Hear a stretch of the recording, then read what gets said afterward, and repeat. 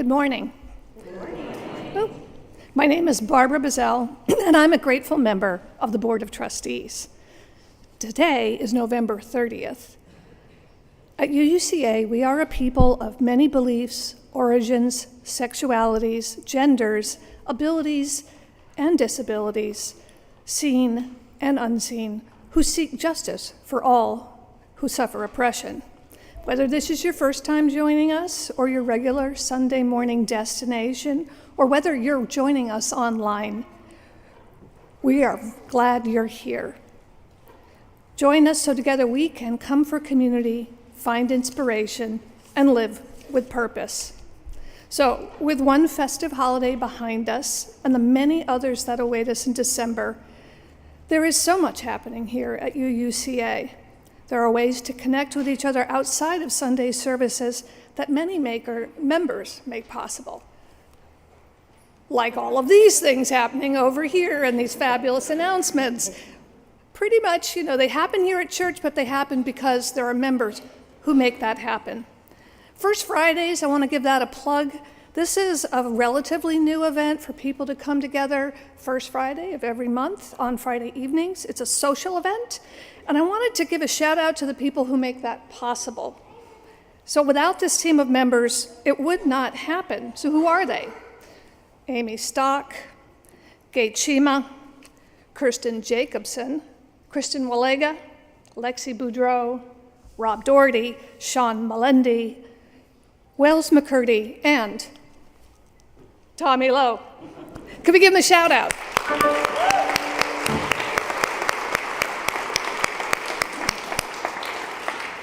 So now that we've thanked them, please show your gratitude and your enthusiasm by showing up this Friday. David is going to lead everyone in an evening of music and song. So he's bringing his holiday songbook with tuneful standards. They'll be fun. We'll have cookie decorating for kids of all ages. And best of all, it starts at 6:30 and it's free. Another great effort being led by a member, by our good friend Rachel, whose name just went out of my head, my good friend, Rachel Burnett.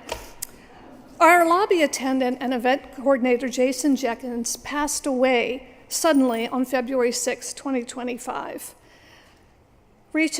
Jason was a bright, funny, and welcoming presence at UUCA, and he was most often seated at the welcome desk in the lobby. To honor his memory, we are collecting funds to purchase a bench to be placed in the lobby with a plaque remembering him. If you'd like to contribute to that fund to honor Jason, write a check or make a donation through the link in the Connections newsletter, which I know you all read, right? Okay. Sometimes we wonder, which is why we have so many announcements. And for the very last, I wanted to let you know that there's another opportunity to make connections after service beyond our wonderful coffee hour. Please join us down in fellowship after the service. If you go down the end of this hall, you'll find a quieter, calmer space to chat and bring your coffee to meet with just a few of our members in a quieter space. So, now that I've said so much, I would like to thank you all for being here, and thank you.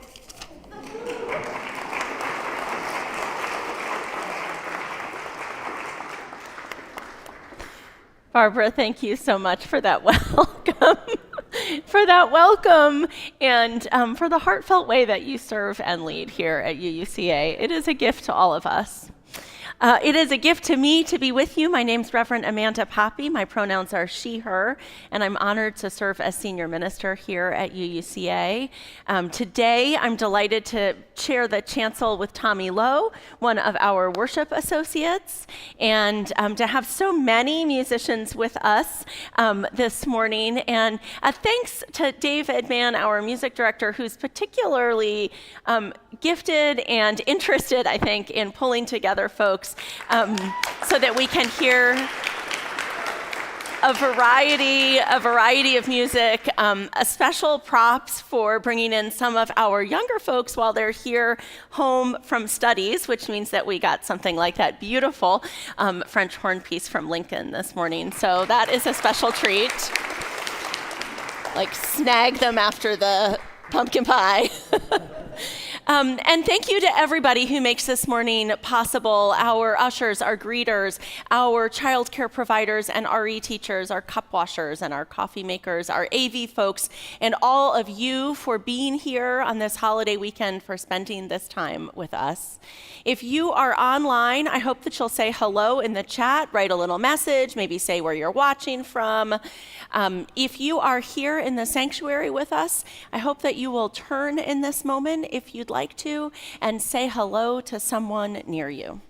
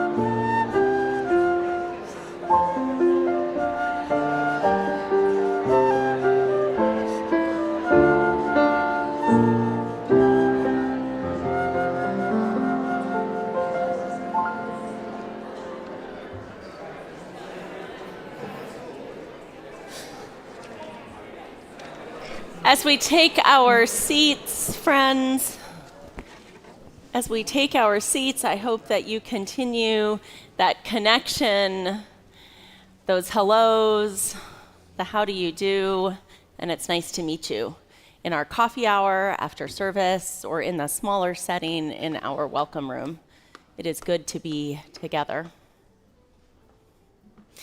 This weekend, we come in perhaps with stomachs that are full and hearts that are holding much.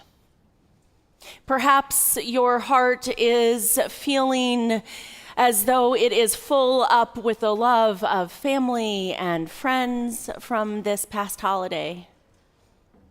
Perhaps you arrive joyful and content, and you are welcome here.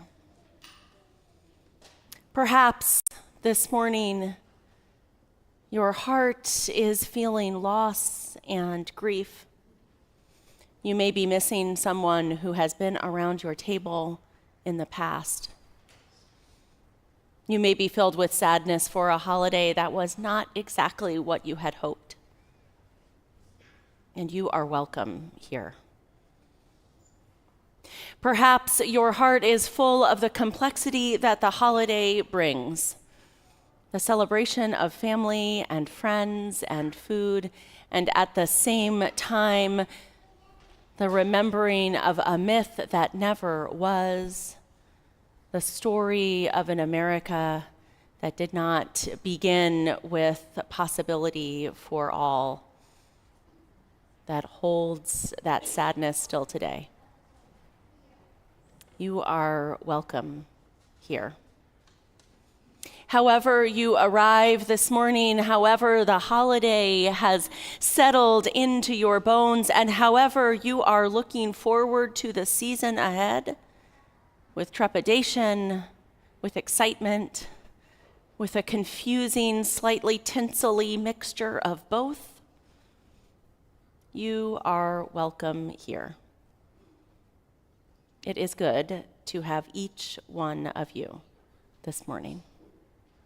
Let us worship together.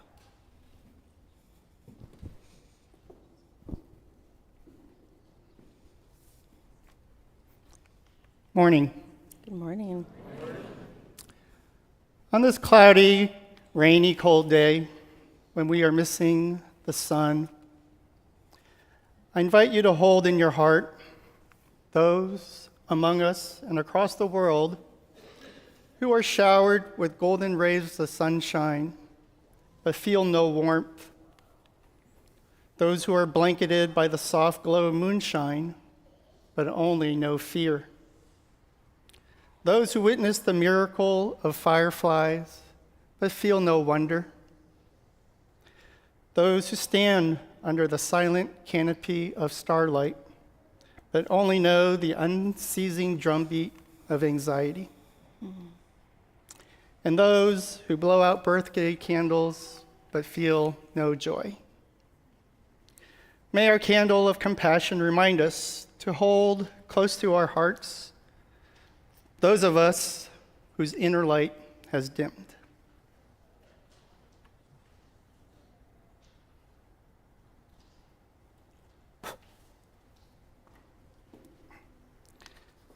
And now we light our chalice. Joining us to light the chalice is Cindy Hall. Thank you very much. Good to see you. The words for the chalice lighting are in your order of service.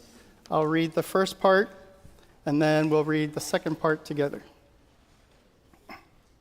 We gather together as a community of memory and hope to celebrate life and its infinite possibilities for love. We light this chalice as a symbol of the light within every human heart. May our individual sparks meet and merge, bringing both light and warmth to the world. Thank you. We will now sing together, and I'd like to invite everyone to rise as they are able. The words are in your order of service. I think you will know this one, and if you don't, you will certainly catch on very quickly. There is a love. It's fine. First time.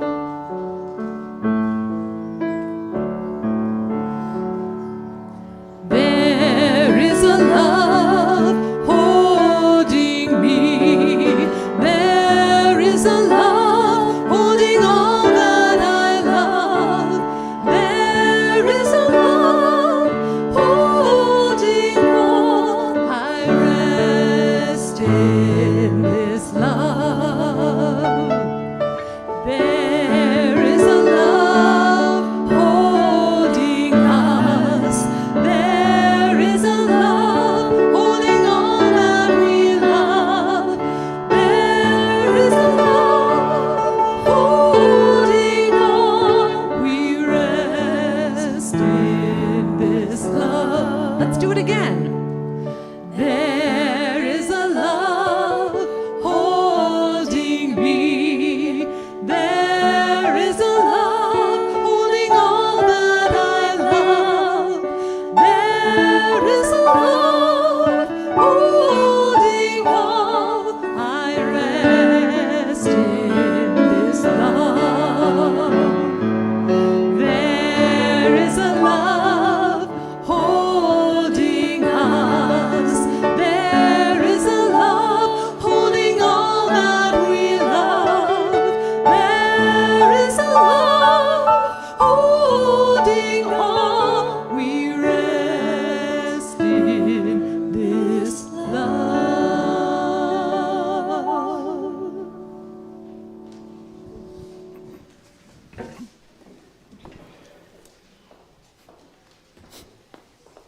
Thank you so much for that beautiful piece. That was written by a Unitarian Universalist and United Methodist minister, one person, two denominations, who was for many years the president of one of our Unitarian Universalist seminaries, by Rebecca Ann Parker.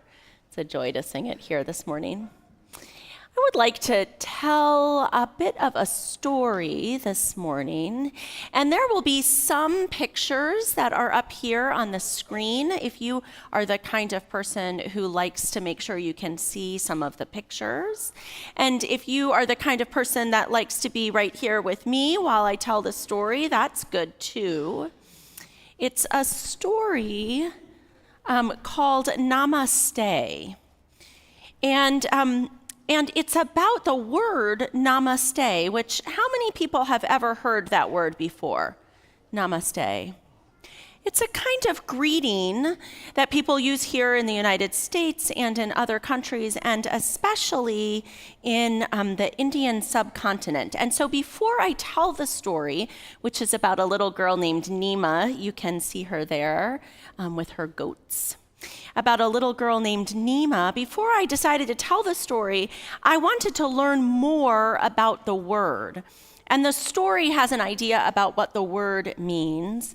But I sent an email. What else do you do when you want to learn something? I sent an email to Niharika, who goes to this church, to this congregation.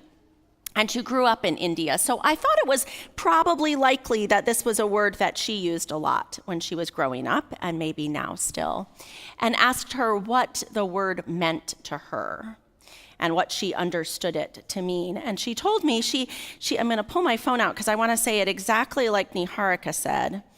And of course, she emailed me back. You know how that goes. And so she said to me, namaste comes from the word namaskar, which is along the lines of the divine in me bows to the divine in you. It acknowledges the spirit of life within every human being. That, she said, is the essence of it. So this is a story about a little girl named Nima, and how she discovered what the word meant. She didn't email someone. Well, maybe she did email someone too, but in this story, it's not about her emailing someone. It's about her taking a walk through her village. Nima Sherpa lives at the top of the world by the tallest mountain on earth, Chomolungma, which towers above the clouds. You can see the mountains. And here's Nima and her house with the prayer flags above it, flapping in the early morning winds. Every year, Nima's father leaves home for a while to work as a mountain guide through that mountain, Chomolungma, and other mountains that people are trying to climb. Let's see if we can go to the next. Thank you so much, Cameron. Works as a mountain guide. And before he goes, he tells stories of the mountains in Nepal, and Nima gets ready to miss her father and to wait for his return. The day that her father is to leave, her mother makes breakfast. How many of you made breakfast this morning or ate breakfast just like Nima? And Nima asks her father, when you return, will you have a story for me? And he says, yes, I will have a story for you.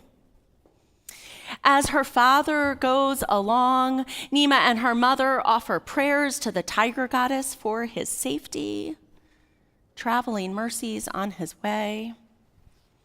And they put a special kata around his neck. Now, I have what I think is a kata here that was given to me by our Tibetan Buddhist friends who used this building for their prayer for several days a couple weeks ago. Do any of you remember that? When they were with us downstairs praying over many days, they offered this kata as well to our congregation for good luck, just like Nima does to her father and the way her mother places it around his neck. Thank you, Cameron.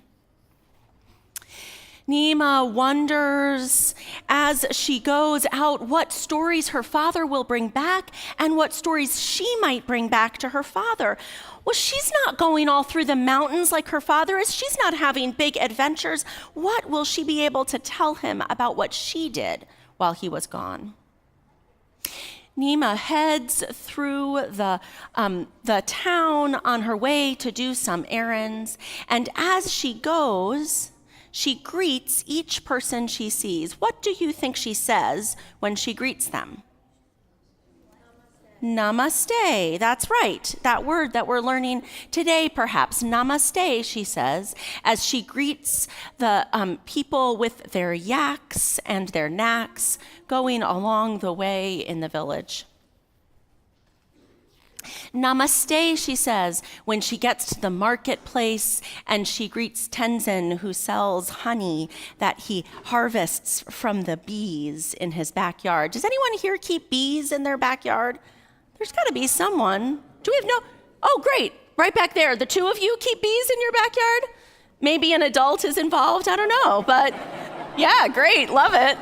So just like that, Tenzin keeps bees and makes honey and sells it in the marketplace. And Nima says hello as she greets him. Nima keeps walking through her village and passes the shrine on the way, the temple, and greets the monks who are waiting there. And what does she say to the monks? Namaste. That's right. As she comes back, she has greeted Tenzin and the person with the yaks and the knacks. She's greeted some travelers and some monks, and each time she said to them, Namaste. And she comes back to her own house and her yard where her mother is working and gardening. And what do you think she says to her mother when she greets her mother? Namaste. Nima thinks about all she has seen and the people she has greeted, and she wonders if perhaps the story she will tell her father is one of sharing the light with each person when she greets them. Because remember what we heard from Niharika about what that word means. The divine in me bows to the divine in you. That's a pretty big greeting to share. That's a way of saying not just hello, but of acknowledging, right, that each person has a divine light within them. And so Nima thinks about all she has seen, and she gets ready to say namaste to so many more people before her father makes it home from his long journey. And she thinks that that's the story she'll tell. So this week and the week ahead, I wonder if all of us might think in our own way about the greetings that we offer to people, whether it's a hug, or what else do we do to greet people? Maybe a high five, a fist bump, a rocket. Come on, Sam, one more time. A rocket fist bump. Maybe we might just say hello, or I'm happy to see you. A secret handshake. All of the ways that we tell someone else that they matter and we see them and we're glad to be there with them. Just like Nima is saying when she says namaste. So I think some of our children are heading off to their classes this morning. I think about third grade and up is staying here in the sanctuary with us. If you are heading out, I invite our students and their teachers to go on their way as we sing them. And I want to invite something different today. We're just going to try it. I remembered from staff meeting. Isn't that incredible? Yes, it is. If you are on an aisle, I want to invite you to put your hands up like you're making an arch with the people across the aisle. Okay, and if you're not on an aisle, you can stand up and turn if you want. If you're not on an aisle, you can just put your hand out, and let's see if we send our kids through an arch of our hands. Please join us in singing. Peace to you on your way. May you grow in love each day, meeting new friends and opening your mind to the wonders of the world you will find, to the wonders of the world you will find.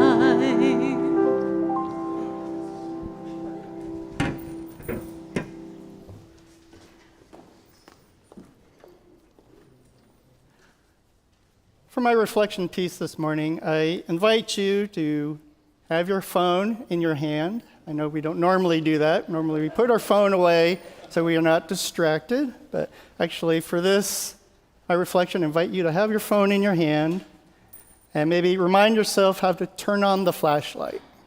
If you don't know how to turn on the flashlight, that's okay too. You can just later, not right now, don't turn it on yet. I'll give you, there will be a cue, I'll give you a signal. It'll be your light. So your light, turn on your phone. So have you ever gone to an art museum or an art gallery and you were so inspired by the works of art that you couldn't wait to get home to create your own masterpiece? That happens to me. But when I get home and I put color to paper, I am quickly disappointed because I am no painter, but I am an artist. When I hear great music, I want to groove and dance to the beat like Bert Kapler. But then, quickly, people marvel at my complete lack of rhythm as I step all over my wife's toes and move and clap to a mysterious beat that only I can hear. I am no dancer, but I am an artist. When I hear a great song, I sing along out loud, but only when no one else is around. And when it's time to sing the hymns here on Sunday, I quietly mumble the words so nobody else can hear the awful sound coming out of my mouth. I am no singer, but I am an artist. Indeed, I am a human of remarkably very little artistic talent. But don't get me wrong, as I said, I actually am an artist.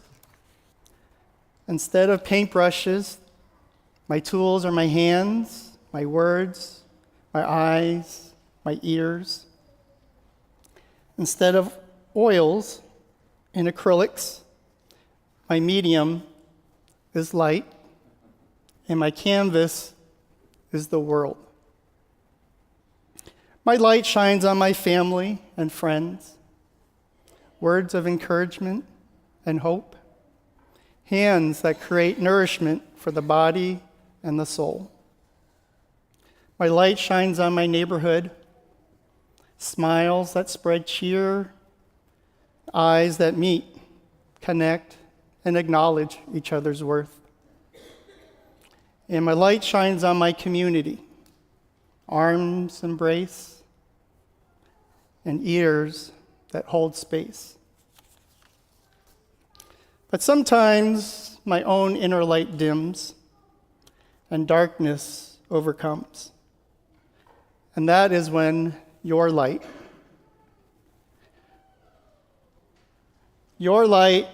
shines on me. Your light fills my heart. Your light lifts me up. And your light rekindles my own. Thank you, UUCA, for shining your light on me these past 6 years. Thank you.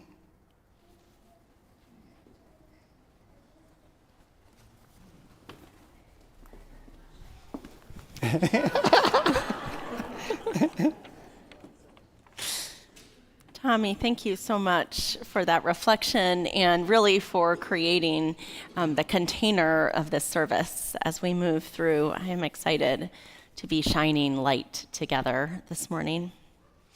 One way that we shine light here at UUCA is in our giving. Every Sunday, 70% of money collected on a Sunday morning goes to other organizations in the community whose values resonate with our own. This is the last Sunday in November, and so it is the last Sunday in which we are giving to Arlington Food Assistance Center, AFAC. That has felt particularly important this November as SNAP benefits have been threatened and taken away and put on hold and put up for reapplication.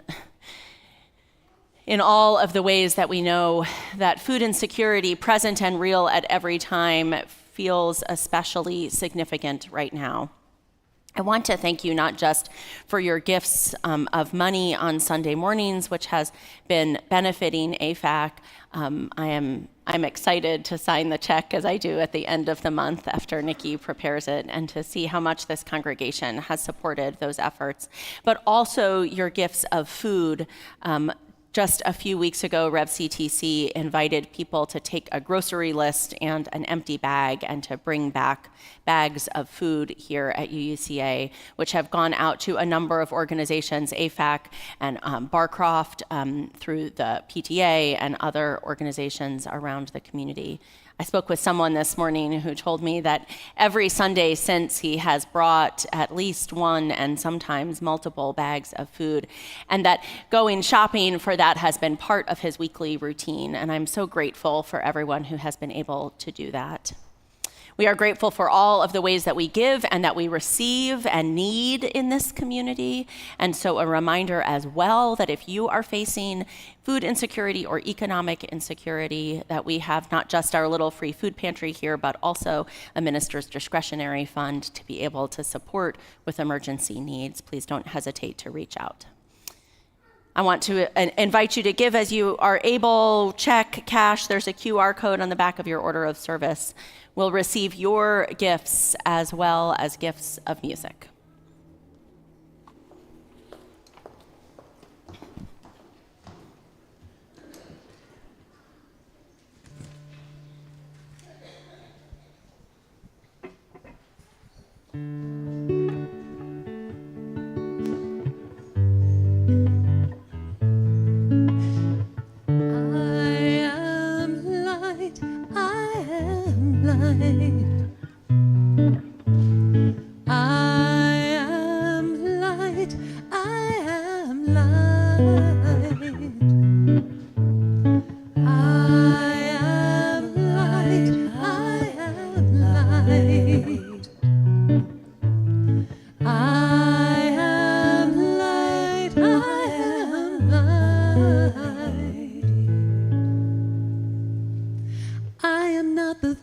My family did. I am not the voices in my head. I am not the pieces of the brokenness inside.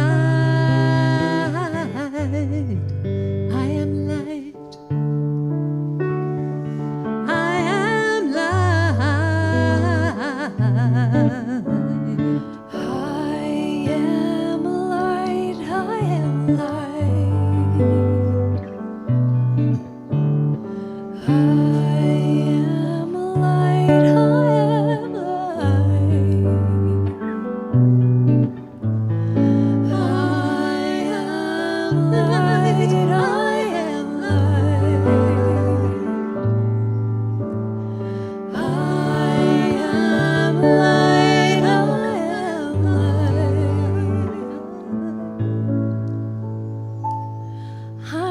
Mistakes that I have made, or any of the things that cause me pain. I am not the pieces of the dream I left behind. I am light. I am light. I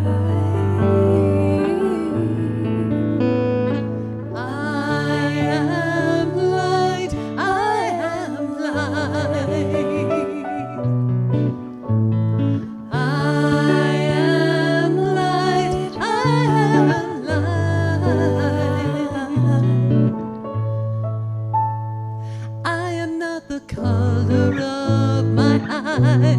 I am not the skin on the outside.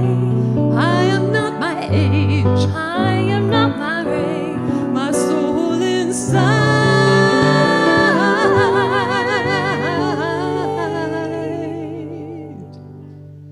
is all light.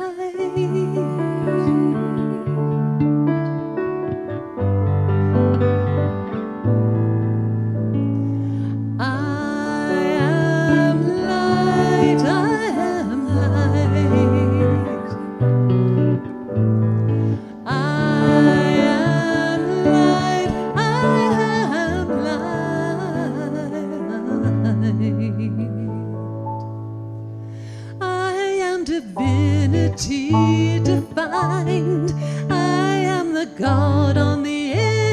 inside. I am a star, a piece of it all. I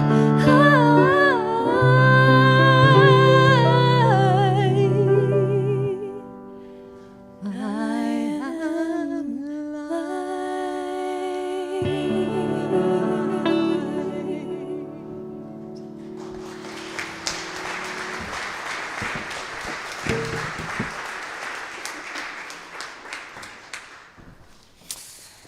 Oh my goodness, Lori and Allie and Matt and David, that was really beautiful.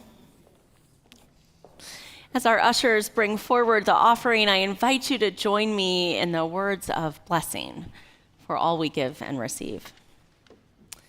We bless and receive these gifts, opening our hearts to true generosity. Let us be grateful when we give, be it time, talent, or treasure. Let us be grateful for our needs and the experience of vulnerability. Let us be grateful for those who share their gifts to nurture this congregation. Thank you so much, ushers.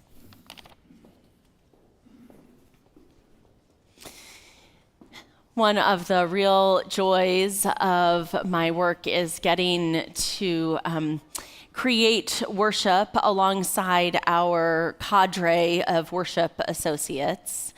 And often that looks like, here I have a sermon and a plan, and would you do these pieces of the service? And that is a joy in and of itself. And then sometimes it looks a little more like this morning, where I say, hey, anybody out there have an idea for a service? I'd like to do something after Thanksgiving. I'd like to not have to be in charge of the whole thing myself, because of pumpkin pie. And so someone reaches out and says, oh yes, in fact, I have been hatching an idea. And we get to not just fill in the pieces, but instead create an experience together. And so that was the case this morning, as Tommy was the one who raised his hand and said, oh yes, I've been hatching an idea. And that idea really was around the idea of light, of candle lighting, which we'll have an opportunity to do in just a moment. Candle lighting that honors our joys and our sorrows, all that we carry with us on any Sunday, and perhaps especially on a holiday Sunday with all of the complication that might bring. And also with the idea of the light within that we talk about, in fact, every Sunday morning when we recite our chalice lighting words. We say, we light this chalice as a symbol of the light within every human heart. But what exactly do we mean? And where exactly does that idea come from? Our story this morning about Nima and the origins and meaning of the word namaste tells us that the idea of a light within each of us, a spark of divinity within each of us, is ancient indeed. And it is also particular to the Unitarian Universalist story. And so I want to tell you just a tiny bit of a history lesson about the flaming chalice, and why Unitarian Universalist congregations light them, and what that might mean. And a little bit about transcendentalism, which I think our third graders recently learned about. I don't know if I have any third graders in the space today, but they'll be able to check my work. So let me start with the flaming chalice. This is a question I often get at newcomer gatherings. What is that thing? Why do you light it? Is it a candle or what? Yes-ish. The flaming chalice is actually relatively new within the history of Unitarian Universalism, particularly as an element of worship. Unitarian Universalism, of course, emerged out of two historic movements within Christianity in the 19th century, middle of the 19th century. It bopped along into the beginning of the 20th century. Around the middle of the 20th century, the two movements merged and created what we have now, which is a pluralistic religious movement with historic roots in Christianity, but now a much more diverse understanding of belief with atheists and pagans and Christians and Hindus and anybody else who might be wanting to walk together, to move together as a covenanted community, right? That's your 5-second history of Unitarian Universalism. The flaming chalice was not always part of Unitarian or Universalist or Unitarian Universalist worship, and it started actually as a symbol, a 2D representation during and leading up to World War II, when the Unitarian Service Committee was working to get Jews and other people who were being targeted by fascists and Nazis out of Nazi Europe and to safety. They were creating essentially falsified documents to get people out, and somewhere along the line, they decided they needed a logo that looked official. And an artist created a logo of a chalice, right? A cup, a wine cup, a symbol that has roots back in early Christianity, and also within Jewish tradition, wine cups being part of wedding ceremonies and home celebration within Jewish tradition. A chalice with a flame within it. The artist didn't have to worry about how the flame got there, whether it was a candle or paraffin wax, or in one congregation I visited recently, alcohol, which burns really big, and I was told we're not allowed to have in the sanctuary because Nikki's worried that Rev CTC and I are going to catch on fire, which is probably not, it's a good worry. The artist didn't have to worry about how the flame got into the chalice just to create this 2D representation, and that's how it was for some time. And then, in some sort of mysterious movement that I have never quite understood, and if someone out there knows the answer, I hope you will educate me, congregations began to light a chalice on Sunday mornings. They began to find a vessel that looked something like a cup, and to place within it a candle or wax, and to light it at the beginning of their services, at the beginning of their gatherings of covenant groups or small groups, sometimes at the dinner table at home, to light it as a way of holding a space as sacred, of noting that we are doing something separate and apart. And that practice of lighting a chalice moved from congregation to congregation to congregation organically, because you cannot actually tell Unitarian Universalists to do anything. If you do, they probably won't. Instead, as people visited, they brought the practice to other congregations, and one by one, we moved to the practice today where almost every Unitarian Universalist congregation across the country and also around the world lights a chalice on Sunday mornings. Sometimes folks will ask what that chalice means, and because we're Unitarian Universalist, the answer is something like we get to make the meaning ourselves. But I will tell you what I think of. I think of the chalice itself as the community that holds the spark of light, the spark of the divine within each of us. That light that Tommy spoke about, that each of us can offer to each other. That light that is held within the Hindu tradition and the greeting of Namaste. That light, check me out, third graders, that light that Ralph Waldo Emerson and other transcendentalists talked about when they said that each one of us has the spark of the divine within us, that we don't actually need all of this church stuff to connect with God because we hold that within us. I still think the church stuff's pretty good for community. Remember, that's the chalice part. Perhaps for you, the chalice is a symbol that brings us back to our ancestors, generation after generation after generation, that lit fires and torches and candles and flames to see by and to build warmth. Perhaps it is a reminder of our connection to people all around the world, or to the elements that surround us, that connect us to all of life. Whatever it is, we light that flame to remember that we are doing something particular when we gather together, something special and something sacred. And so this morning, we wanted to offer an opportunity for all of us to light flames as well.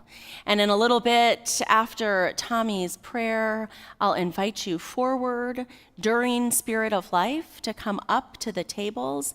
Tommy and I will be at the table and to light a candle of joy or sorrow, of celebration or gratitude. If you would like, you may also, after you light the candle, come and see Tommy or me and receive a blessing.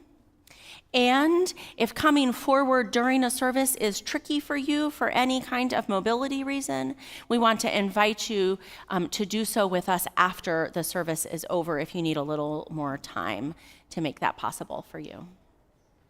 So today we gather together aware of the light within each of us, the light that connects us to each other, and the possibility to spread that light.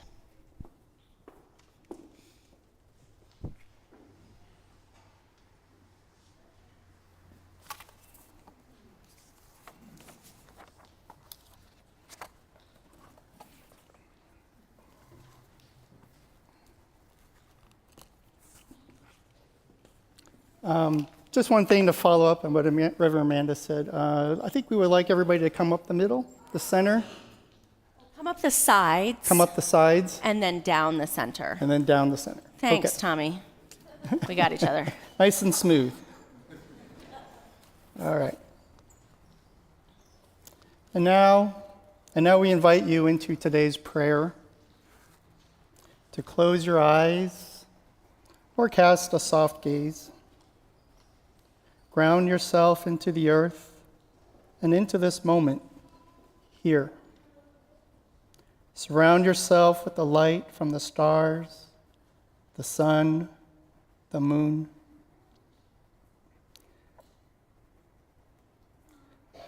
I see the light in me, nestled, safe, deep in my heart. I feel its warmth, its love reaching out. Allow my light to grow, fed by love, lighting my path with compassion, kindness guiding my way. My steps are soft, determined, shedding my false colors, choosing poetry over labels. Honesty is my shield. Arriving at a clearing, my light shines brightly now. Gone are the hazy shadows, the clarity of my true self revealed. We find each other here, embracing our loved ones, our friends, our community. Our lights join and weave a new fabric, a fabric of our love in our true colors, a rainbow. May our inner light never dim, always weaving with others. May our rainbow blanket the world, bringing light to every corner. May it be so.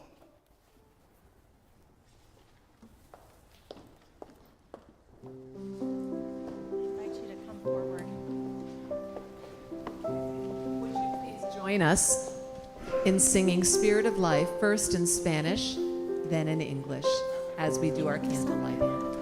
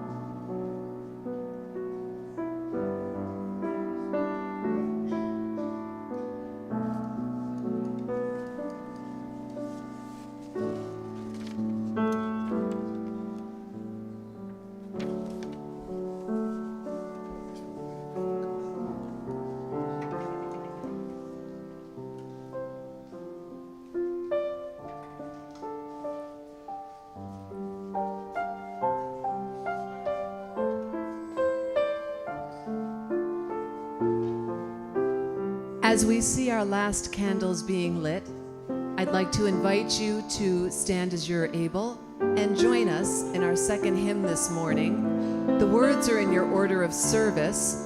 You will see all 3 verses. And as you might be able to already hear from David's beautiful playing, it's a song that you're going to, whose melody you will recognize, but whose words are especially appropriate after this beautiful ritual.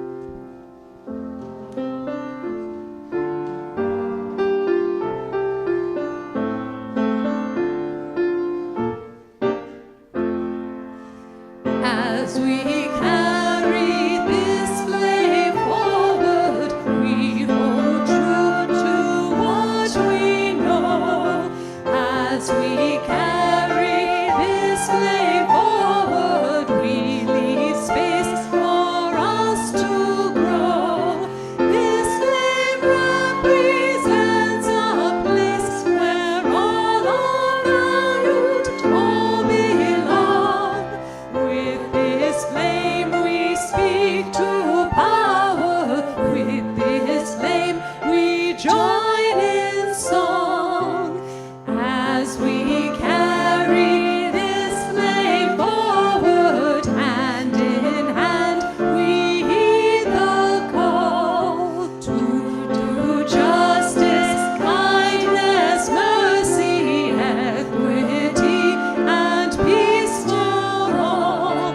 This flame represents a people found in every faith and creed. People who commit to serving all their neighbors and their needs. As we carry this flame forward, it goes with us as a light. As we carry this flame forward, our new world, our future's bright. This flame represents a promise, one we make with the divine. A new world we are creating, we can make tomorrow shine.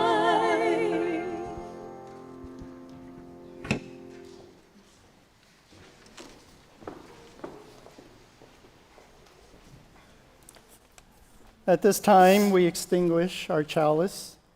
The words are in your order of service, and we will speak it in one voice.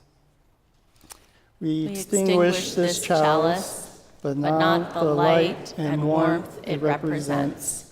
These we carry with us, bringing our sparks of love to the world. Friend, there is a spark within each one of you, and we need the container of community to light the spark when it dims, to hold the flame when it is bright and full, to spread that light here and throughout the world. May it be so. Last piece this morning, our closing music, we'll be singing a hymn that will be new to you. It's by Cliff Harden, who is the long-serving music director at our sister congregation in River Road in Bethesda. And these words are wonderfully appropriate for the service. And we'd like to invite you, you'll see the tune is pretty simple, and definitely join us on the chorus, whose words you see in your order of service. Pass on the light.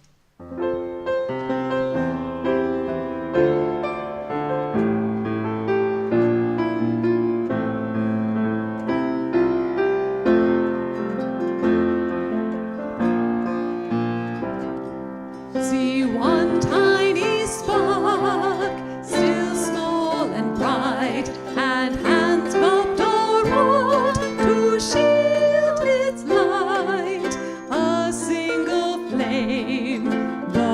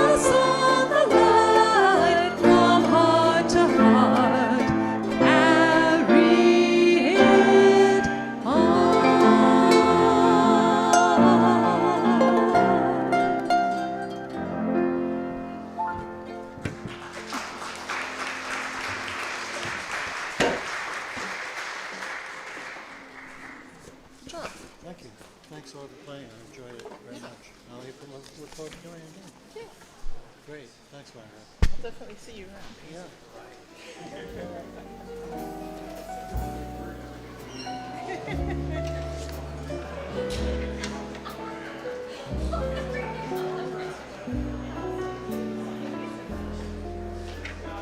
Thank you.